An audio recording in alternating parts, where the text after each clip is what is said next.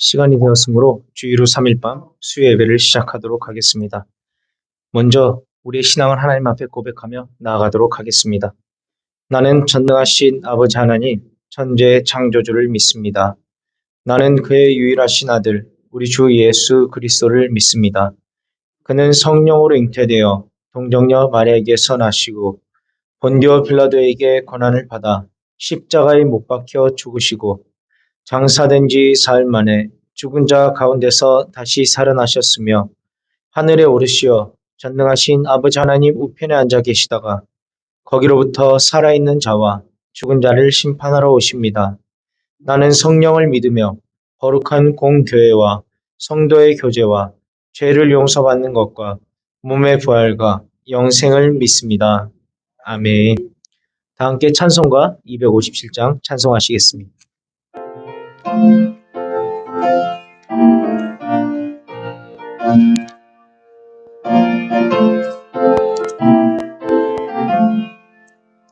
마음에 가득한 의심을 깨치고 지극히 화평한 마음으로 찬송을 부르는 어린 양 예수의 그 피로 속죄함 얻었네.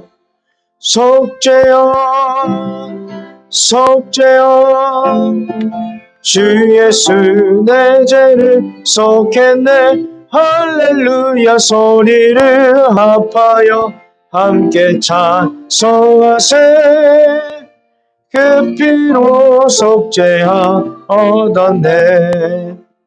금이나 은같이 없어질 보배로 속죄함 받은 것 아니요. 거룩한 하나님 어린 양 예수의 그 피로 속죄함 얻었네. 속죄함 속죄함 주 예수 내 죄를 속했네. 할렐루야 소리를 합하여 함께 찬송하세. 그 피로 속죄함 얻었네. 나 같은 죄인이 용서함 받아서 주 앞에 옳다 얻음을 확실히 믿기는 어린 양 예수의 그 피로 속죄함 얻었네. 속죄함 속죄함 주 예수 내 죄를 속했네. 할렐루야 소리를 합하여 함께 찬송하세. 그 피로 속죄함 얻었네. 거룩한 천국에 올라간 후에도 넘치는 은혜의 찬송을 기쁘게 부르는 어린 양 예수의 그 피로 속죄함 얻었네. 속죄함 속죄함 주 예수 내 죄를 속했네. 할렐루야 소리를 합하여 함께 찬송하세. 그 피로 속죄함 얻었네. 아멘. 이 시간 우리를 대표하여 함영수 권사님 나오셔서 기도 인도해 주시겠습니다.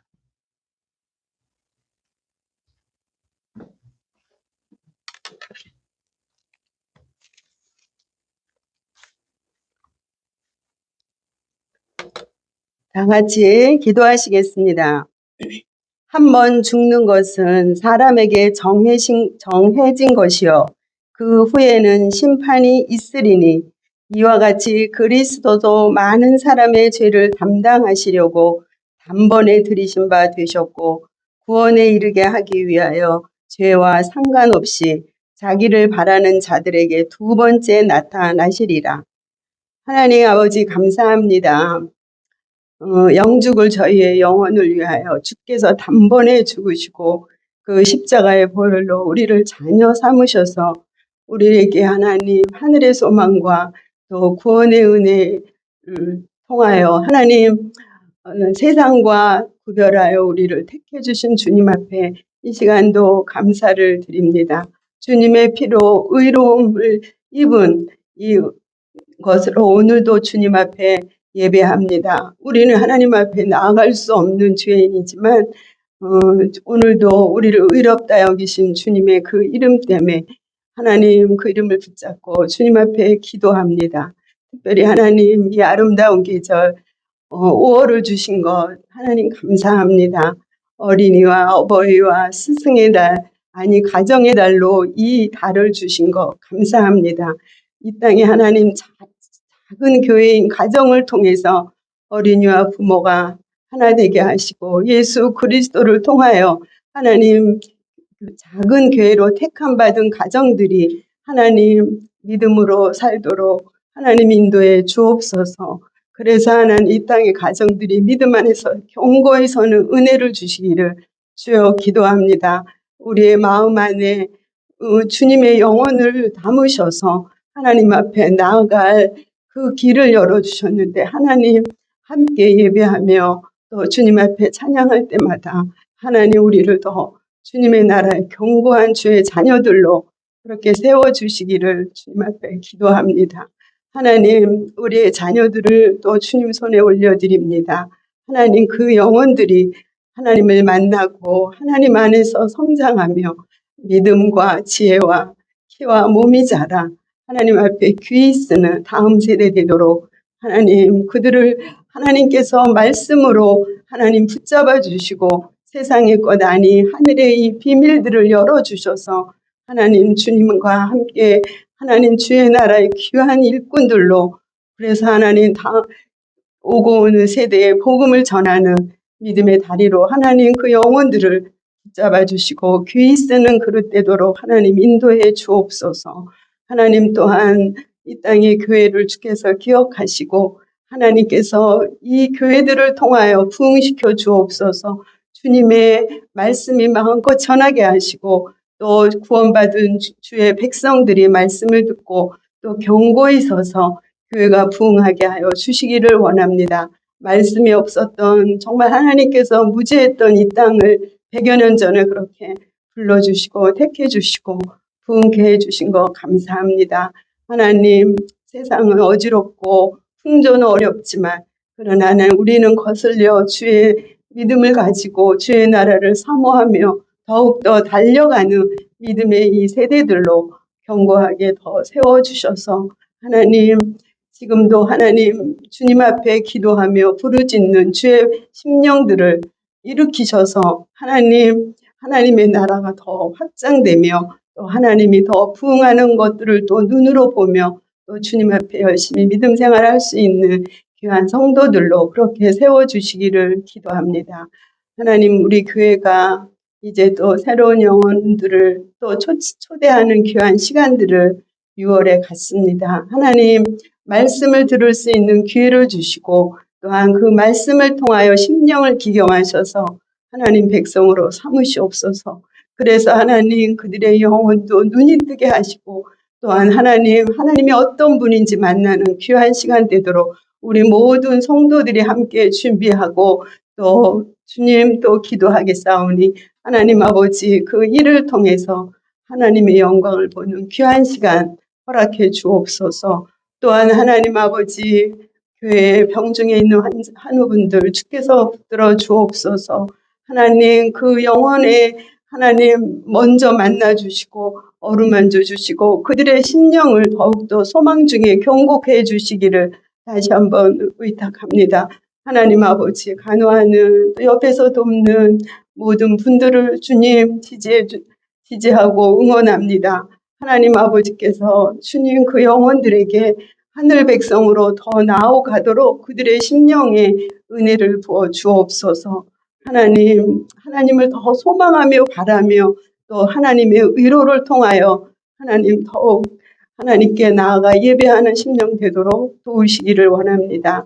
하나님 저 북한 땅 기억해 주시고 또 하나님 저 열방에 있는 모든 하나님 교회와 또 하나님 선교하는 선교사님들 말씀을 전하시는 목회자분들 또 개인의 이름으로 또 개인이 또 자비량으로 섬기는 그러한 많은 영혼들을 또 주의 일을 하는 그 영혼들에게 하나님의 길을 보이시고 하나님의 사랑을 또 나타내 주옵소서. 온 열방에 전쟁이 그치게 하시고 환난 중에 있는 영혼들을 하나님 붙잡아 주시기를 주여 기도하며 하나님 교회들마다 하나님 또 말씀을 전하는 또 오늘 목사님을 통하여 말씀을 통해서 우리 안에도 심령을 기용하는 놀라는 은혜의 말씀을 허락해 주시기를 간절히 원합니다. 하나님 이와 또 오늘 예배하는 우리 모든 심령들이 함께 은혜의 장중에 붙잡아 주옵소서.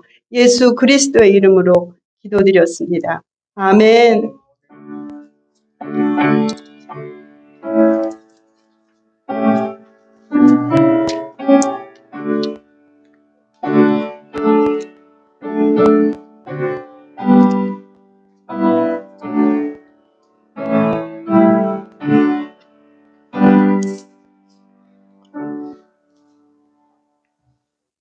오늘 이 시간 우리에게 주신 하나님 말씀은 레위기 2장 1절에서 3절까지 말씀입니다.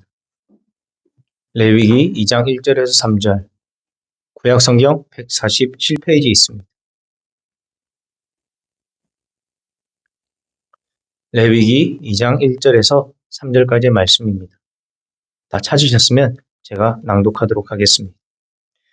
누구든지 소재의 예물을 여호와께 드리려거든 고운 가루로 예물을 삼아 그 위에 기름을 붓고 또 그 위에 유향을 놓아 아론의 자손 제사장들에게로 가져갈 것이요 제사장은 그 고운 가루 한 움큼과 기름과 그 모든 유향을 가져다가 기념물로 제단 위에서 불사를 지니 이는 화제라 여호와께 향기로운 냄새니라. 그 소재물에 남은 것은 아론과 그의 자손에게 돌릴지니 이는 여호와의 화제물 중에 지극히 거룩한 것이니라. 아멘. 오늘 시간 담임 목사님 나오셔서 레위기 강해해 주시겠습니다.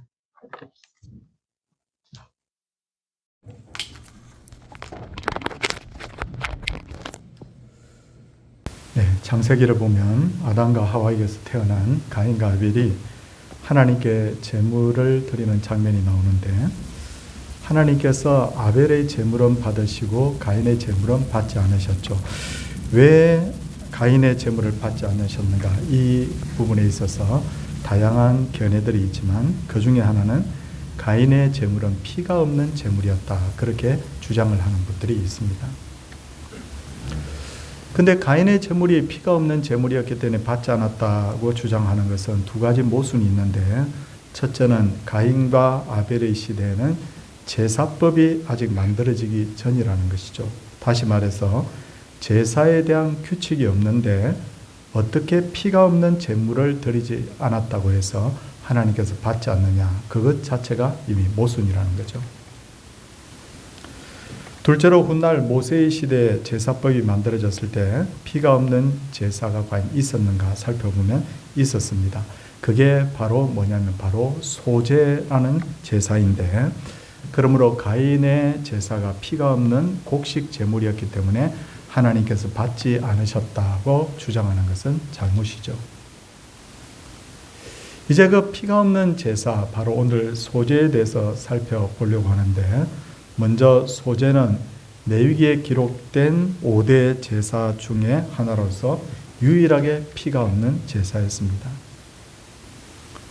레위기에 등장하는 제사 뭐가 있죠? 우리 레위기 1장에 보면 번제, 그 다음에 오늘 2장에 바로 소제, 그리고 3장에 보면 뭐가 나옵니까?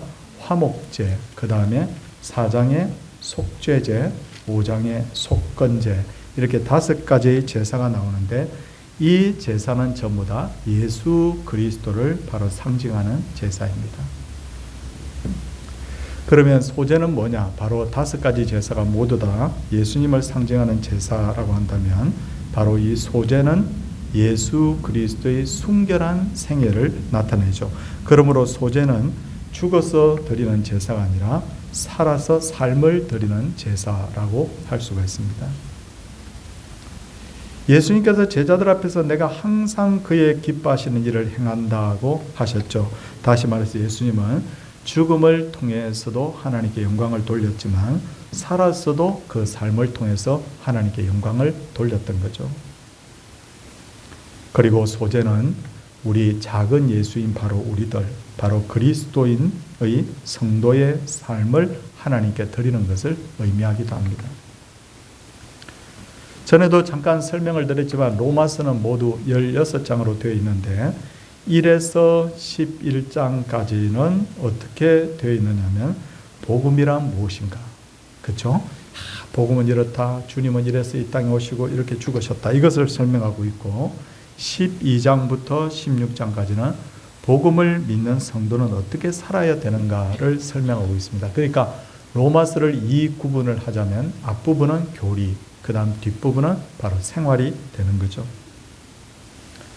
그러므로 바울은 교리에 대한 설명이 끝난 후에 로마서 12장 1절에서 그러므로 형제들아 내가 하나님의 모든 자비하심으로 너희를 권하노니 너희 몸을 하나님이 기뻐하시는 거룩한 산 제물로 드리라. 이는 너희가 드릴 영적 예배니라. 그러니까 뭘 말하는 거냐면 이제부터는 삶을 주님께 바로 드리라는 거죠. 그래서 성도는 죽음을 통해서도 하나님께 영광을 돌려야 되지만 삶을 통해서도 바로 하나님께 영광을 돌려야 된다. 그렇게 바울은 강조를 하고 있는 겁니다. 다음으로 성도님들 하나님께 제물을 드릴 때 가장 주의해야 될 점이 뭡니까? 한번 생각해 보겠습니다. 우리가 하나님께 제물을 드릴 때 크고 살찐 짐승을 드린다. 제일 값지고 튼튼한 짐승으로 하나님께 드린다. 이것도 중요하지만 짐승 제사에 있어서 가장 기본적인 요건은 뭐냐면 흠이 없는 짐승으로 드린다. 바로 이겁니다. 흠이 없는 것으로 드린다. 그게 뭐 큰 짐승을 드리든 작은 짐승을 드리든 어떤 짐승을 드리든 공통점이 뭐냐면 흠이 없어야 된다는 거죠. 성경을 보면 예수님은 우리와 모든 면에서 동일한 몸을 입고 이 땅에 오셨다고 했습니다. 그런데 우리와 한 가지 다른 것이 있다고 하면 그분은 죄가 없다는 거죠. 바로 흠이 없는 짐승이 바로 흠이 없는 죄가 없는 예수님을 상징합니다. 그렇다면 곡식을 드리는 소재는 어떤 것을 드려야 될까요? 흠이 없는 것, 이거 짐승에 있어서는 흠이 없는 것인데 그럼 곡식은 어떤 것을 드려야 되는가? 우리 2장 1절, 레위기 2장 1절 한번 보도록 하겠습니다. 앞에 자막이 떴는데 보면 누구든지 소재의 예물을 여호와께 드리려거든 고운 가루로 예물을 삼으라 라고 그렇게 말합니다. 이 고운 가루라는 것은 뭐냐면 예수님의 순결한 인성을 나타내는 거예요. 그리고 소재로 드린 고운 가루에는 그 위에 기름을 붓고 그리고 또 그 위에 유향을 놓으라 라고 그렇게 합니다. 기름은 성령님을 상징합니다. 그러므로 고운 가루 더하기 기름 더하기 유향, 이것은 모두 우리가 본받아야 될 예수 그리스도의 그 거룩하신 인성을 나타내는 것이죠. 그렇다면 소재는 어떤 방법으로 하나님께 드려야 될까요? 레위기 2장 2절입니다. 2장 2절 우리 저 끝부분을 보겠습니다. 끝부분에 보면 제단 위에서 불사를 지니 이는 화제라 여호와께 향기로운 냄새니라 라고 했습니다. 소재는 제단 위에서 불을 태워서 하나님께 드리라 그 말이죠. 그래서 화제 이게 뭡니까? 불 태워서 드리는 제물을 말합니다. 이 불에 태운다는 것은 바로 예수님의 고난을 상징합니다. 근데 이 예수님의 고난에 대해서 여호와께 향기로운 냄새라고 하셨습니다. 하나님께서 가장 기뻐하시는 것은 예수님께서 하나님의 뜻을 이루시기 위해서 고난 당하시고 십자가에 달려 돌아가신 것, 이걸 하나님께서 가장 기쁘게 받으셨다는 거죠. 그리고 하나님께서는 지금도 우리에게 두 가지 삶을 요구하고 있는데 첫 번째 삶은 뭐냐면 예수와 함께 죽고, 이걸 원하십니다. 우리 예수와 함께 죽어야 돼요. 예수님과 함께. 그리고 또 하나는 뭐냐면 예수 그리스도와 함께 하나님의 뜻을 이루기 위해서 고난의 삶에 동참하는 것, 하나님께서 이걸 우리에게 원하시는 겁니다. 그러니까 예수님과 함께 죽고 그 다음에 예수님과 함께 고난받는 것, 이걸 원하신다는 거죠. 근데 실제로 신앙생활을 해보면 하나님의 뜻대로 산다는 게 쉽지가 않아요. 우리가 선을 행하면요, 세상 사람들이 야, 예수 믿는 사람 참 대단해 이런 사람도 있지만, 세상은 어떠냐? 악한 세상은 우리를 오히려 이용을 하려고 하는 거예요. 우리가 술 마시고 쾌락을 즐기는 일에 대해서 그것이 죄라고 하면서 우리 동참하지 않겠다 그러면 세상이 야, 예수 믿는 사람 참 존경스러워 그렇게 말하지 않고 오히려 멸시하고 조롱하기도 합니다. 그러므로 예수 그리스도와 함께 걸어가는 이 십자가의 길은 바로 고난의 길인 것이죠. 성도님들, 이제 3절을 한번 보도록 하겠습니다. 3절을 제가 읽겠습니다. 그 제물에 남은 것은 아론과 그의 자손에게 돌릴지니 이는 여호와의 화제물 중에 지극히 거룩한 것이라. 소제물을 하나님께 드린 후에는 남은 것은 바로 아론의 후손들인 바로 제사장에게로 돌리라. 그렇게 말씀을 하고 있어요. 왜 여러분 이 제물을 드린 후에 백성들이 다 나누어 먹으면 좋은데 왜 제사장에게만 주라고 하냐? 뭐 제사장이 뭐 특별한 사람인가? 우리도 같이 성도인데 왜 그런데 제사장에게 나누라고 하셨을까요? 아시다시피 하나님께서 이스라엘 그 땅, 가나안 땅을 분배하실 때 제사장에게는 땅을 분배하지 않았잖아요. 제사장과 레위에게는.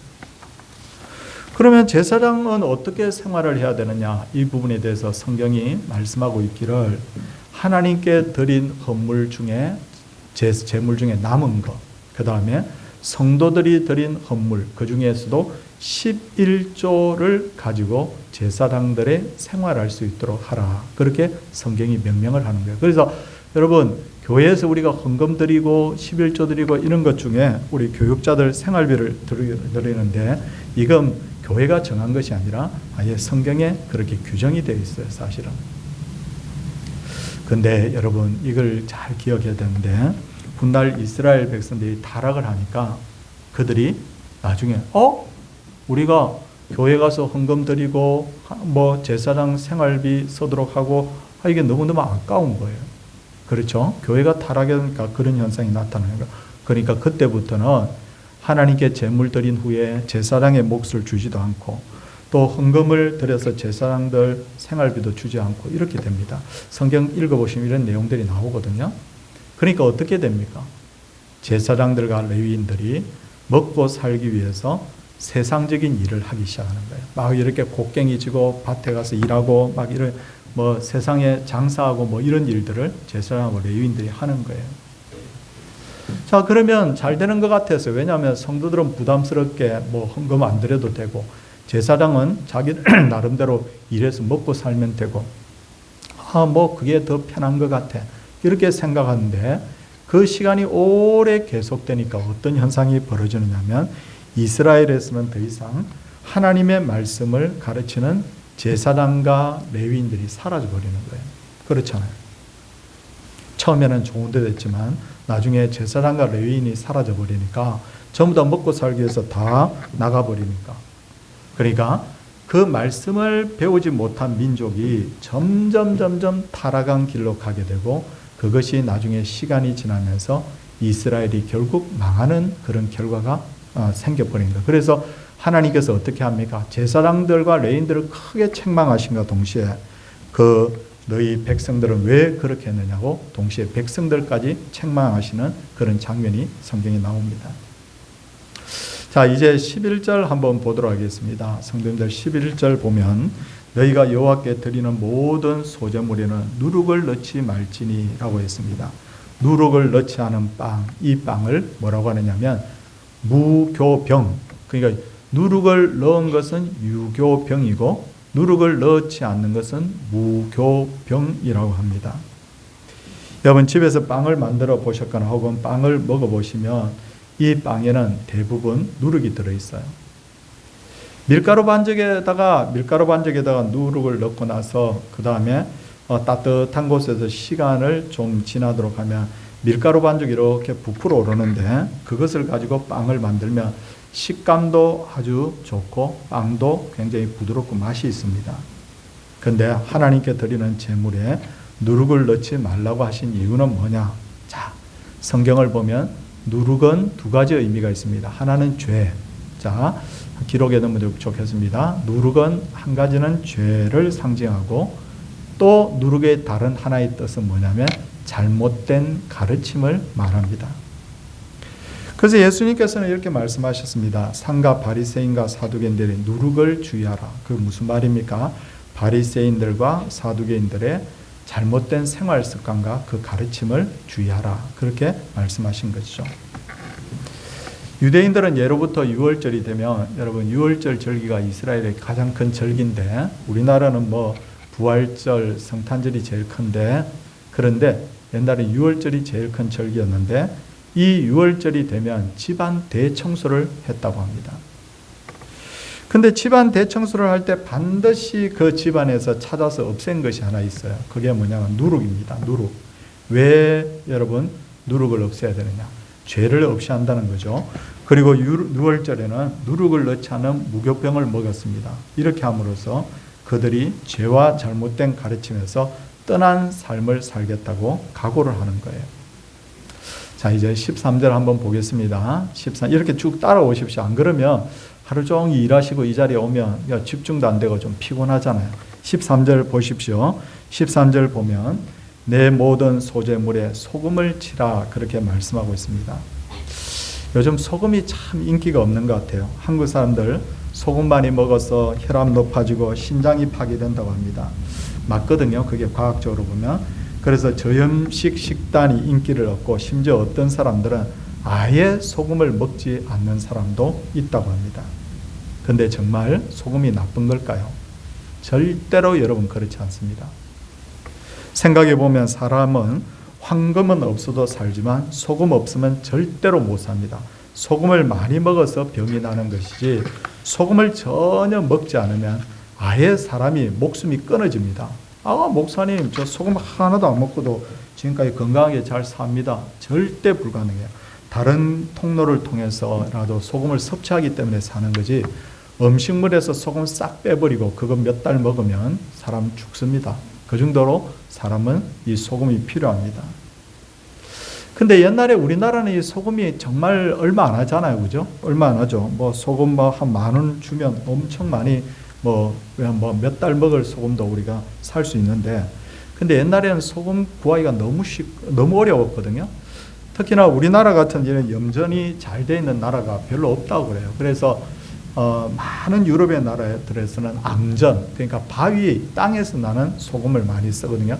그건 제가 목사님 이거 한번 먹어보세요 하고 저한테 암전을 주는 분들이 가끔 있었어요. 그래서 저도 저는 그런 거 주면 정말 막 눈이 동그래집니다. 왜냐하면 신기하잖아요. 그래서 먹어보면요 하나도 맛없어요. 우리나라 천일염이 제일 맛있어요. 하나도 맛없는데 소금 구하는 게 너무 힘들다 보니까 나라에서 이 소금을 전매를 합니다. 전매. 그러니까 아무도 팔지 마.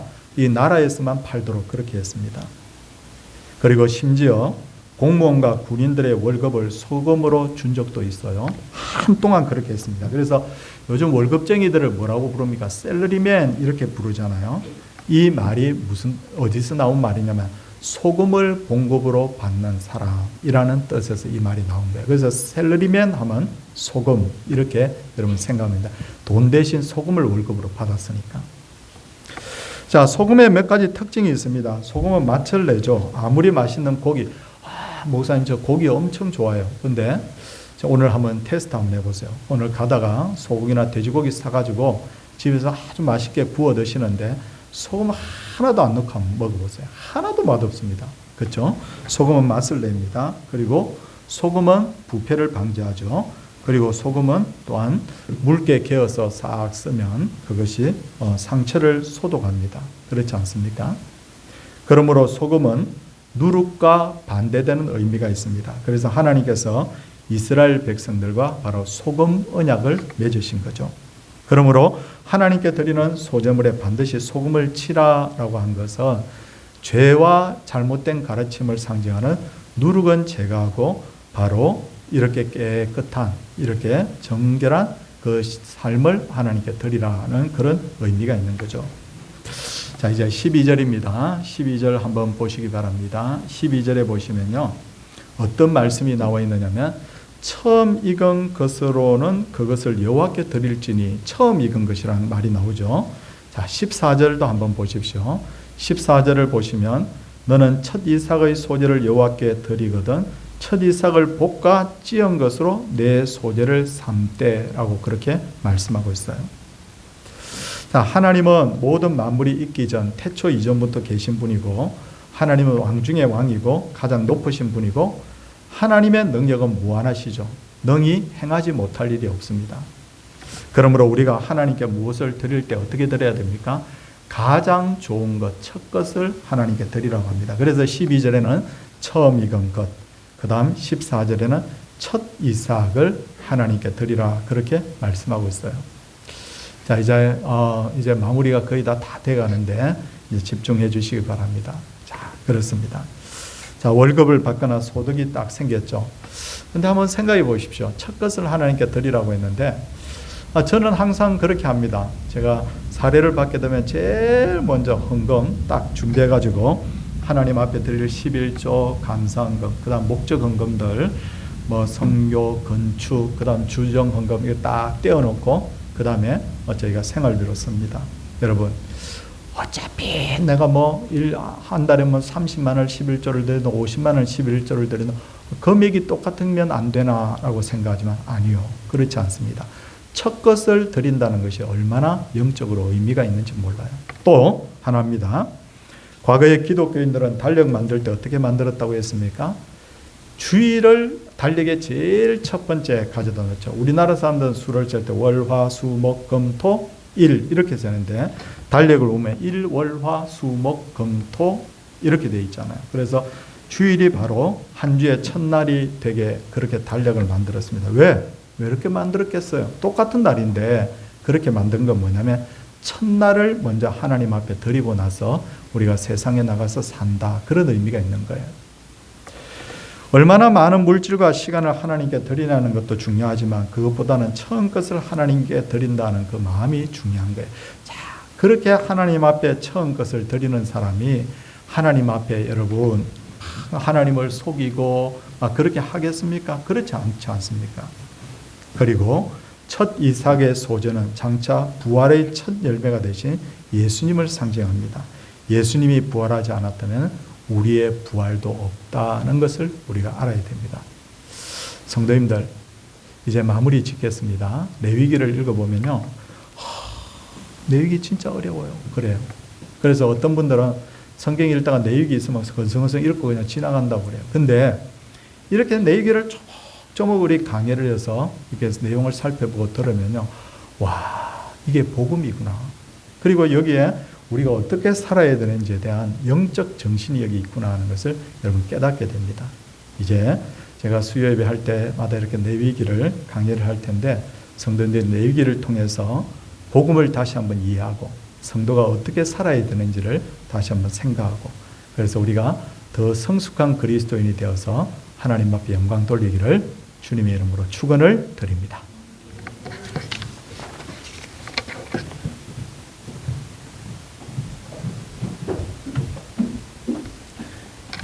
다 함께 찬송가 252장 찬송 후에 목사님 나오셔서 축도하시겠습니다.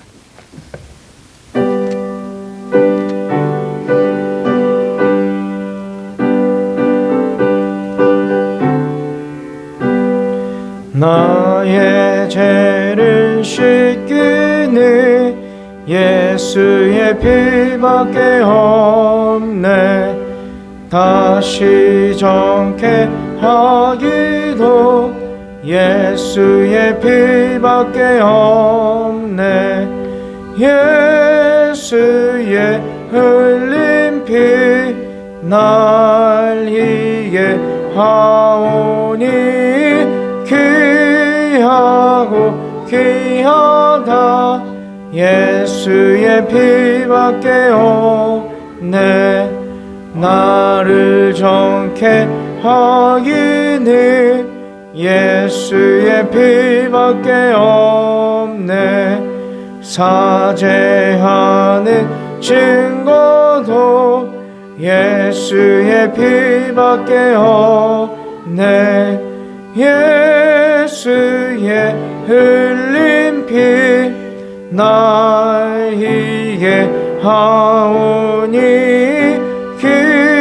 귀하고 귀하다 예수의 피밖에 없네 나의 죄소 하기는 예수의 피밖에 없네 나는 공로 없으니 예수의 피밖에 없네 예수의 흘린 피 날 이게 하오니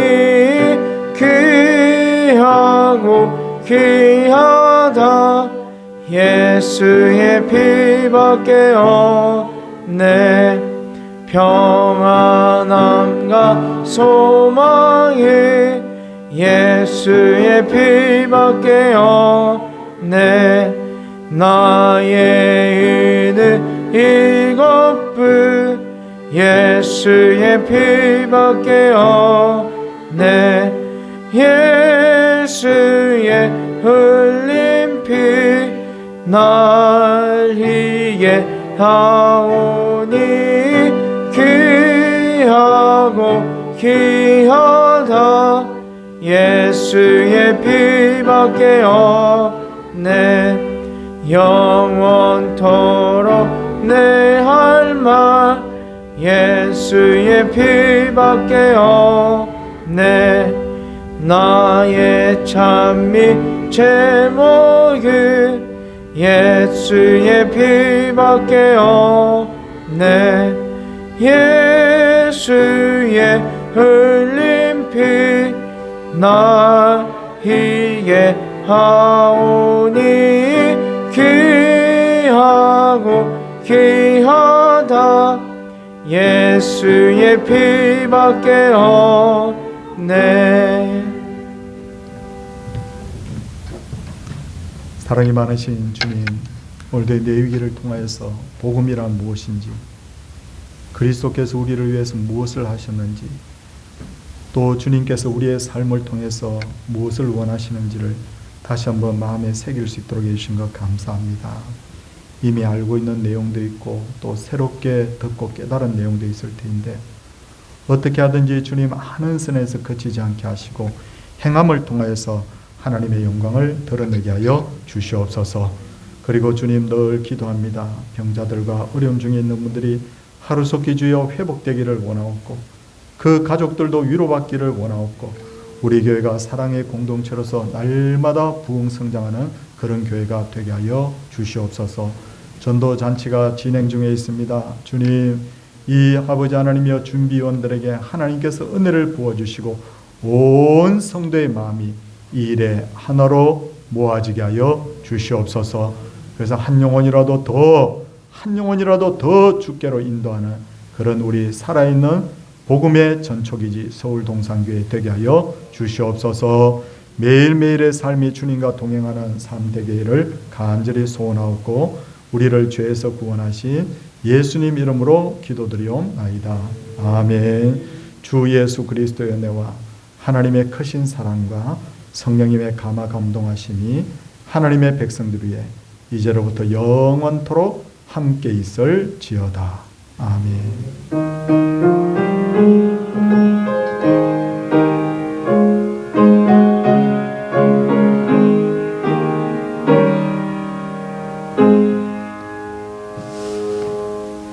우리 전도잔치 위해서 내가 누구를 교회로 모시고 올지 마음에 다 새겨주시고 특히 우리 준비위원들로 수고하시는 분들 계십니다. 힘을 막 모아주십시오.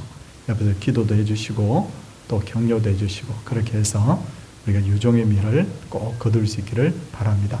이번 주일까지 우리 표 적으신 거 다 제출을 해주시기 바랍니다. 옆에 분들과 인사하도록 하겠습니다.